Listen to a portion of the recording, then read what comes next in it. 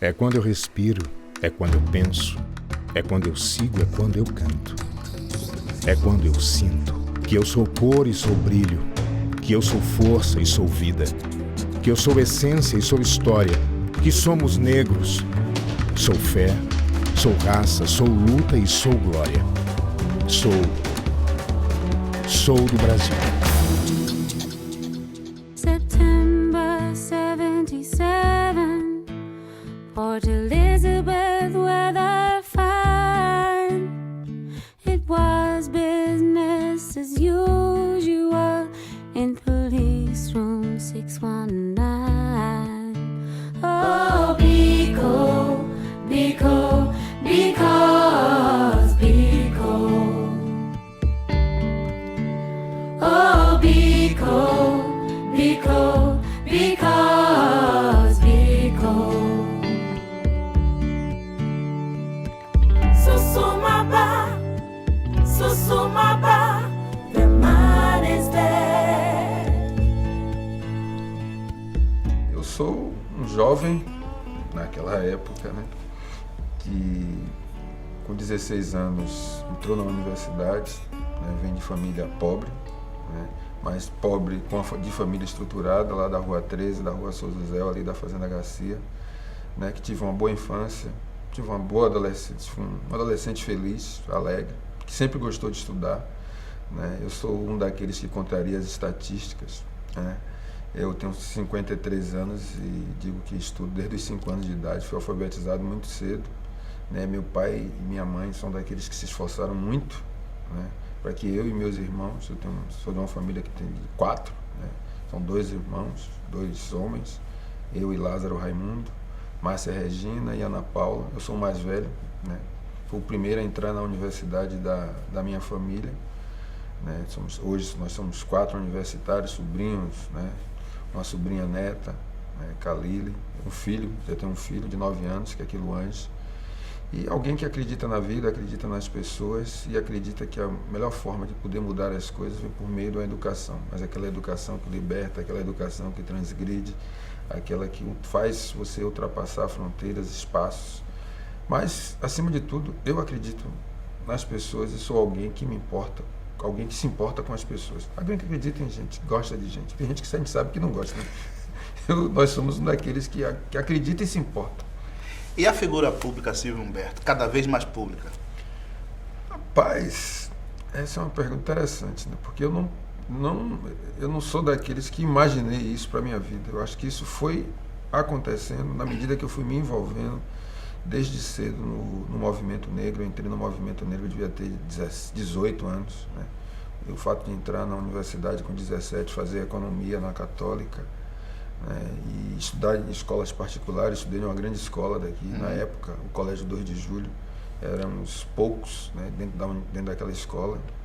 É uma escola que eu tive bons professores, uma escola que abriu os horizontes, né, e para mim, assim, aos poucos, esse contato com o movimento negro, acho que o primeiro livro que mudou minha vida, abriu minha cabeça, foi o livro de Abdias de Nascimento, Genocídio Negro Brasileiro.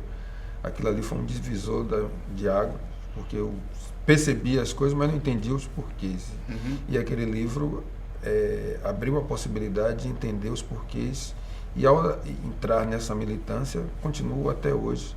E isso foi me tornando público, mas não fiz isso com uma intencionalidade. As coisas foram surgindo. Acho que tem uma coisa aí de missão, né? Eu acredito, né? Porque eu não sou só o que eu enxergo. Então, eu acho que a gente pode combinar as duas coisas com o que você vê, o que você não vê e o que se apresenta para você. Então, eu sou daqueles que acreditam que a gente cumpre missão na vida, e uma dessas missões que passa agora por me tornar uma pessoa pública, né? Mas eu aprendi também e me ensinaram que o que sobe para a cabeça é humildade. Como é ser negro no Brasil, Silvio? Olha, algo que poderia ser muito fácil, né? Acho que a gente não né? Nós nos tornamos, porque quando a gente nasce, né? E essa é a vida social, a sociedade nos torna, né? Se por um lado, na medida que você aprende a descortinar e tem a consciência do que você é e por que nós somos tratados dessa forma, né, de como, enquanto coisas, né, eu venho de debates, principalmente com a juventude, que é tratada como números, né? E você tem uma juventude procurando fugir dessas estatísticas dos corpos que não contam, né? Que é você, em pleno século XXI, você tendo que dizer que vidas negras importam. Você tem um presidente que é negro nos Estados Unidos e as pessoas lá estão afirmando que vida negra, que as vidas das pessoas negras importam. Você vê diferença entre ser negro no Brasil, na Bahia, em Salvador em particular, e ser negro em outro lugar do mundo, ser negro em outras cidades, outras civilizações, mas contemporaneamente? Vejo, sim, porque quando você viaja, você vê essas... Não precisa ir longe. Eu saí para fazer o doutorado ali em São Paulo, na Unicamp, e isso leva você a entender, assim, que as pessoas dizem assim, os brancos, né? Aí dá uma coisa engraçada, eu digo, tem uns brancos baianos que não resistem ao aeroporto de Guarulhos. Quando descem em Guarulhos, os caras dizem, você é baiano, porque nós sabemos quem são os brancos, que eu acho que não é o problema ser branco. O problema é o que a branquitude, os privilégios que a branquitude gera, né? Os privilégios gerados pela branquitude e que as pessoas não têm consciência disso. Ou fingem que não têm e não conseguem entender a importância e os porquês que nós temos que enfrentar o racismo. Porque ao gerar uma visão de superioridade em um e inferioridade no outro, essa conta não é boa para ninguém. Qual foi o primeiro momento, qual foi a sua primeira experiência de ter sido alvo dessa branquitude racista que a gente vê no Brasil? Você lembra como foi? Não, aqui está acontecendo alguma coisa que tem a ver com a minha condição de homem, menino, criança negra. É por isso que a gente tem que ter um certo cuidado com o que a gente chama que a educação é que pode tudo. Né? A gente tem que discutir de que educação nós estamos a falar. Porque nós falamos assim, educação para as relações raciais. Porque se você imaginar que a escola que deveria ser esse lugar de libertação, onde começa a sua formação, é ali também que começa, quando você sai de casa, você está no acolhimento da sua família, tratado como igual, quando você adentra a escola, que você tem um encontro aparentemente com os iguais, com as diferenças. E a escola que poderia libertar, a escola também aprisiona. Então eu nunca tive apelido na minha família. Onde eu ganhei apelido foi dentro da escola. Né? Estudei em escolas particulares, né? Seja das mais simples, não foi nem por opção, né? É porque a percepção dos meus pais naquela época era que a escola pública, já falando da escola pública do início dos anos 70, porque eu estudei numa escola Sião, que é ali no Campo Grande, né? Depois eu estudei no Instituto Batista de Educação, fiz 5ª e 6ª série, que a escola acabou, depois eu passei para a escola, a época Santa Marta, ali nos Barris, na 7ª e 8ª série. Né? Isso é muito cedo, entrei no primeiro ano com 14 anos, então fiz 14 no primeiro ano, 2 de julho, no colegial, 15, 16 anos eu estava prestando o vestibular, muito cedo, para a época, ainda é cedo hoje, imagine, em 1979. Né? E onde eu ganhei um apelido foi quando eu estudava no Santa Marta, então você tinha da reprodução de petróleo, de um monte de nomes que você vai ganhando, que toda criança negra, né? E o que a gente percebe é que você ganha uma espécie de... Você sobrevive à escola particular. Eu vim entender isso depois. Por isso que quando eu disse que eu entrei na universidade, eu comecei a ter esse contato com o movimento negro, que eu ganhei uma camisa, escrito assim, em 1980, Dia Nacional da Consciência Negra, Movimento Negro Unificado. Eu ganhei da minha tia Ana, que me deu essa camisa. E eu fui buscar e disse assim, o que é isso? Aí eu fui procurar entender, aí eu fui atrás, eu e um conjunto, né? Mais 2 amigos hoje, Duval, que você conhece. Foi ali que esse contato com Raimundo, com outros, nós fomos buscar o porquê. Então íamos às reuniões à tarde lá no IAB, com as figuras do movimento negro, Luísa, nossa saudosa Luísa Barros, Ana Célia, Gilberto Leal, Bulijão, um conjunto. Então, foi a escola. Né? E depois você começa a entender, assim, onde é que surgem esses apelidos? Né? Por que nós somos tratados como exóticos num ambiente que nós somos a maioria? E como é que você acha que isso afetou a sua vida? Ou isso não afetou? Ali, eu não sou cristão, mas eu gosto de uma frase, de uma passagem que diz: o que não lhe destrói, lhe fortalece. Né? E assim, se eu olho os nossos antepassados, desde o primeiro que se negou a baixar a cabeça para a escravidão, buscou a morte como saída, ou resistir, ou aquele que resistiu de forma pacífica. Então, por que que em pleno século XXI as marcas estão, mas assim, ou nós avançamos, e nesse processo nosso de convencer, de enfrentar, de enfrentamento mesmo, e até lembrando dos que nos antecederam, Francis Fanon, dos que nos inspiram, né? Hoje, figuras como Carlos Mu, Abdias Nascimento, Luísa Bairros, né? Lélia, Jonatas, Lino, né? Luiz Orlando, Sim. outros tantos, Hélio Santos, né? Ana Célia, tem um conjunto, né? Os nossos pais, né? Porque a gente começa de um lugar, Sim. né? Essa é a nossa primeira fonte de inspiração, né? Na fase que nós estamos, né? É preciso que você passe na porta, coloque um calço, como lembra a grande Otelo, para que outros encontrem mais fácil para ir mais adiante. E o racismo não tirou a minha humanidade, não tirou a sua, e a gente reconhece a humanidade nos outros, e a gente não cai na armadilha, que diz assim, que levam a generalização também dos brancos. Quer dizer, você viu um branco, viu todos. A gente não vai, quando nós nos referimos, nós estamos falando dos brancos racistas, das elites brancas racistas. E não dos brancos em geral. A gente precisa ter muito cuidado para poder você reconhecer os aliados. É o que eu sempre tenho me baseado aí na figura do próprio Emicida, né, que ele diz: nem sempre quem é, tá, e nem sempre quem tá é. Mas isso, no primeiro momento, a cor da pele, o seu passado comum, lhe atrai, lhe gera um primeiro reconhecimento, mas não necessariamente é condição necessária e suficiente para continuar a jornada até o final, porque nós sabemos também que, principalmente hoje, nesse avanço das ações afirmativas, você tem figuras que parecem com a gente, têm a cor da gente, mas estão em determinados espaços que acham que as saídas são individuais, reconhecem o racismo, mas apostam que a saída é individual. E quando você está dizendo que a saída é individual, você está dizendo, entre outras palavras, que nós não nos esforçamos o suficiente, porque é uma questão de esforço. E aí você perde de compreender, de apreender que o racismo, o sexismo, eles são estruturantes. Se estão estruturantes, não é uma questão de esforço individual. Sou do Brasil, nosso conteúdo tem alma. Um intervalo e a gente volta com o Silvio Humberto.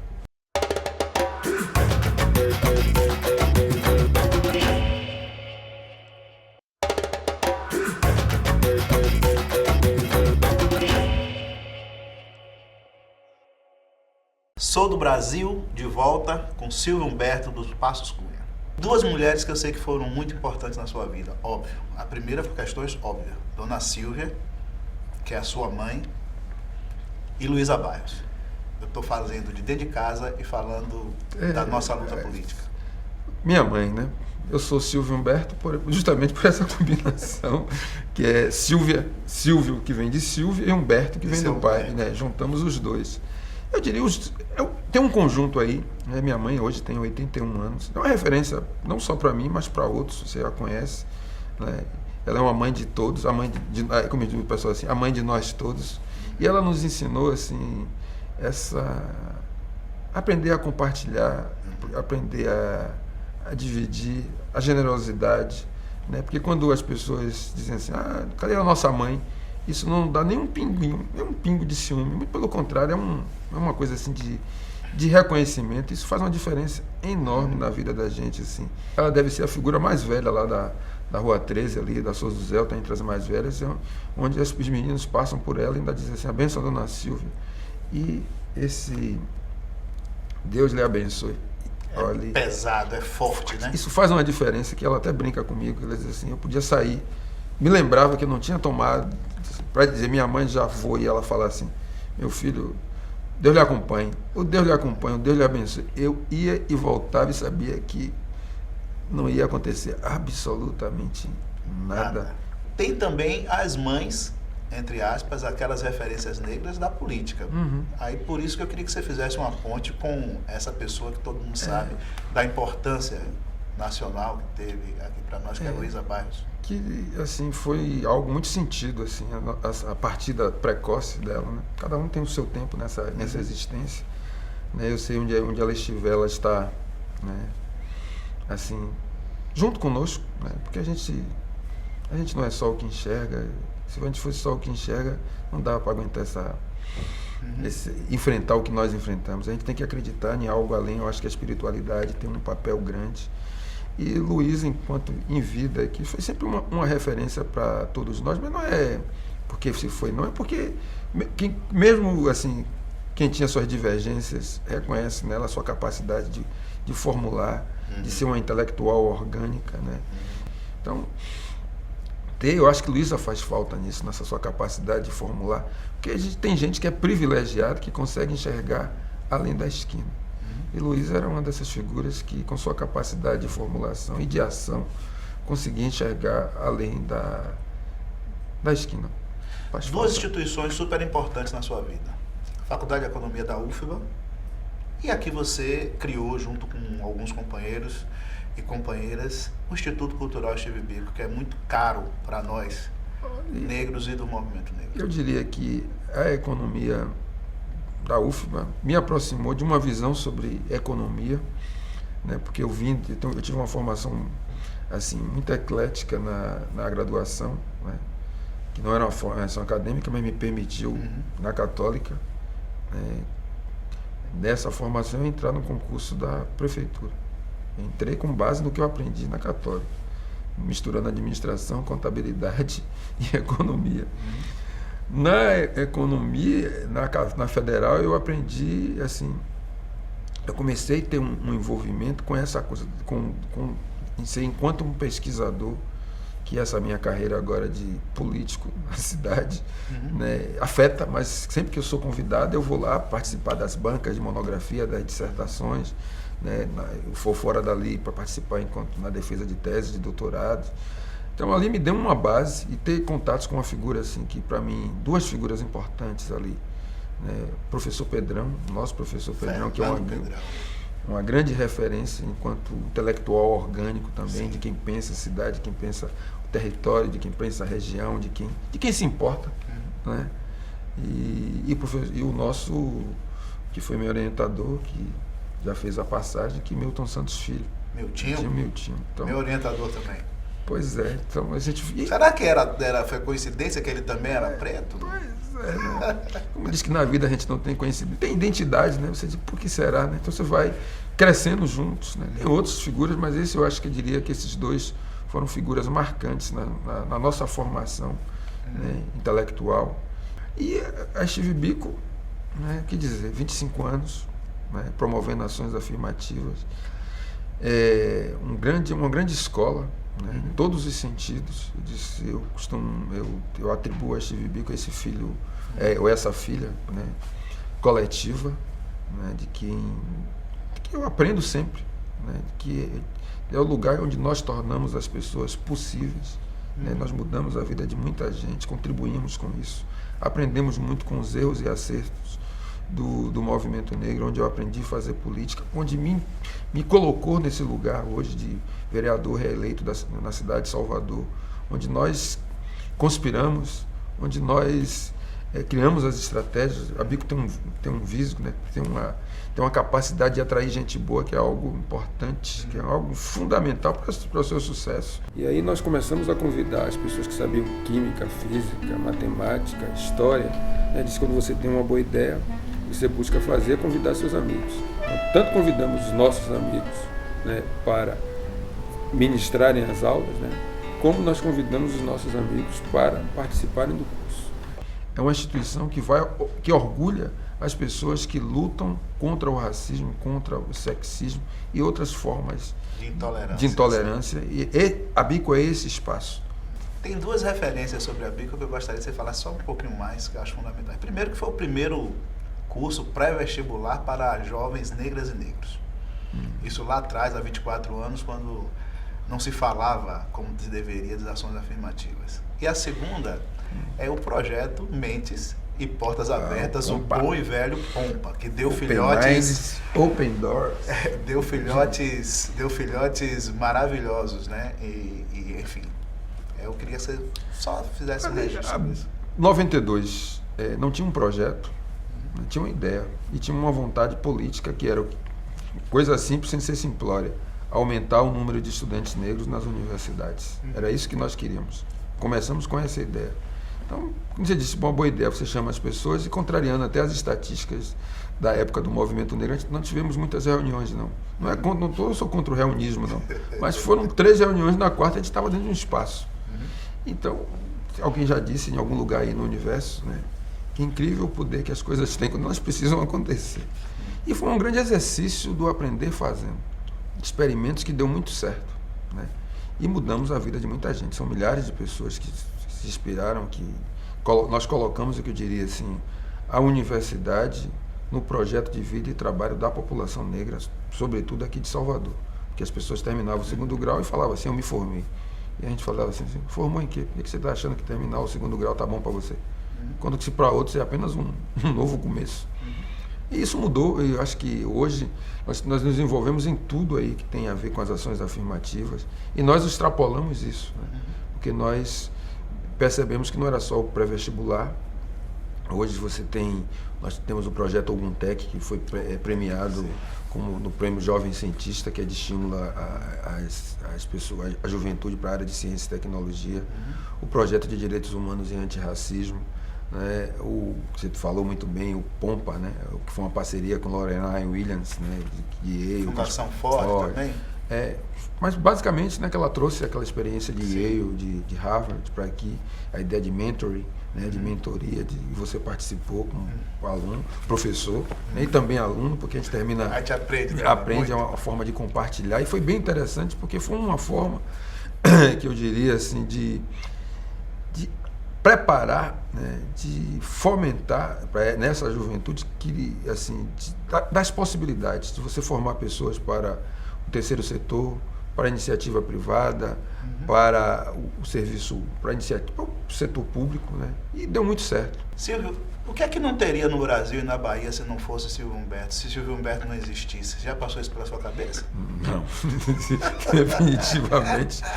Eu acho que não teria meu filho, né? Que Luange, que tem 9 anos, que aí tem minha marca, tem meu DNA que está lá. Agora, o que mais? Eu acho que teria bico de qualquer jeito, né? A gente tem o nosso... A gente é apenas parte dos processos. A gente tem a nossa digital, é parte da nossa missão, mas a gente não tem a pretensão de dizer, olha, o mundo continuaria sem a gente. Isso é importante que a gente tenha essa visão, porque é importante entender a nossa finitude. Sim. Né? É importante quando você tem essa dimensão, né, de que você é importante, mas você não é imprescindível. Aí isso te dá um lugar de assim, olha, menos. Nosso papel enquanto ser coletivo. Enquanto ser coletivo. E reafirma assim, não tem saídas individuais, tem as saídas coletivas. Entender isso é você entender muito bem o seu lugar e entender, acho que acima de tudo, quando é chegada a hora de você passar o bastão. Dizer assim, olha, eu vim até aqui, minha geração, nós fizemos isso aqui, estamos juntos para manter esse diálogo intergeracional, mas é importante saber que você não é para sempre, que você não é rei, não é imperador, você é apenas uma pessoa, é um militante, que reconhece o seu lugar, reconhece a sua missão, está disposto a fazer tudo nessa vida para isso, mas, acima de tudo, você é um ser humano. Deixa uma mensagem para todas essas pessoas que lhe acompanham nessas diversas áreas de trabalho que você já teve e das suas relações mesmo. Deixa uma mensagem para esse povo todo. Meu povo, olha, a mensagem que eu deixo é de esperança. Né? Continue a acreditar. Né? Continue a acreditar nos nossos projetos, nas nossas coisas. Lembrando aqui uma figura importantíssima, Macota Valdina, nos nossos jeitos, né? Que é isso que faz a diferença. Né? Não nos percamos nos ismos, né? Nos egoísmos da vida.